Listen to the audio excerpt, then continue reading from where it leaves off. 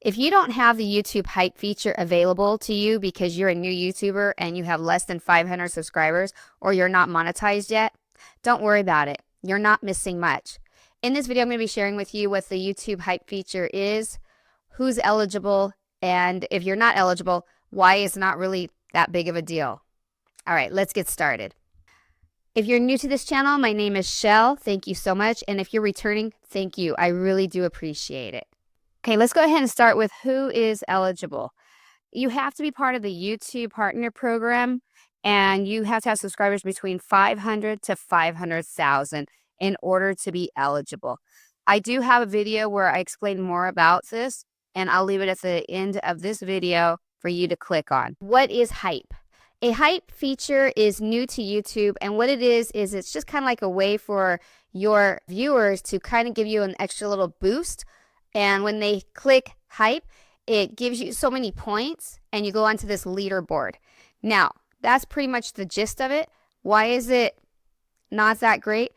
For the hype, the leaderboard, the only way you can get to it is if your viewer, your subscriber, whomever it may be, if they're really that interested, they have to go to the Explore tab, which right now is only available on mobile. And I'll be sharing with you in just a moment how to find it on mobile. But if you go to your desktop, it's not there. Let me show you. Okay, so I'm on my main channel on the YouTube, and the Explorer, if you go down, it would be here. But you can see nothing for hype. That is one of the disadvantages right off the bat for the hype, is that people that are actually interested in going to the leaderboard, they can't if they're on their desktop or on the TV. It's just on mobile. The other thing is that if you get onto the leaderboard, it's only there for 7 days. Another reason it's not that great is it actually doesn't help your channel as far as with YouTube suggesting your content or in the browse. It doesn't do anything that. It stays on the leaderboard. They're just completely separate entities. And so if someone was actually interested in going there, let's say they go ahead and use their phone. Let me show you. Okay, so you're going to go to YouTube. And there's this little button right here. Click there. And then you'll see hype. Click hype. And now you can see the top 100. But here's one that kind of like, I would say it's just not very user-friendly, is you only have so many choices. Gaming, music, movies, anime, vlog, sports, animals, VTuber, travel. That's it. So like for my channel is finance. There's nothing here on finance. So if these aren't any of the topics that you are specifically looking for, then you have to go through all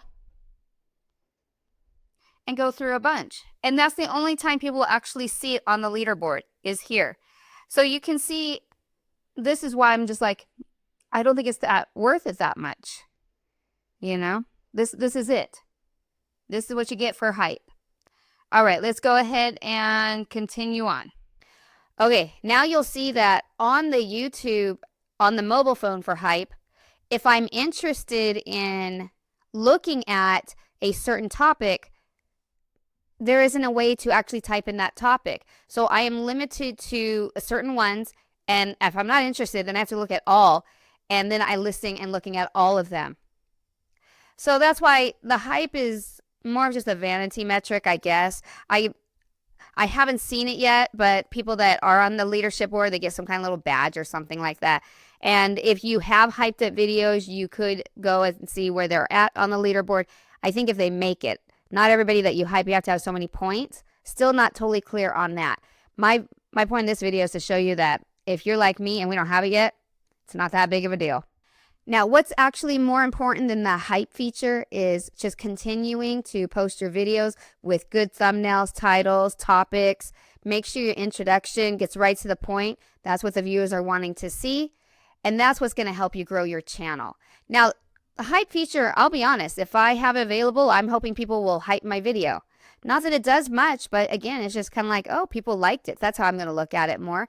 And if I make it to the leaderboard and, you know, people are seeing my videos and stuff through that, yeah, it'll give me a little bit more traction, but that's about it. So if you're like me and you're just starting out and you don't have the hype feature, don't stress about it.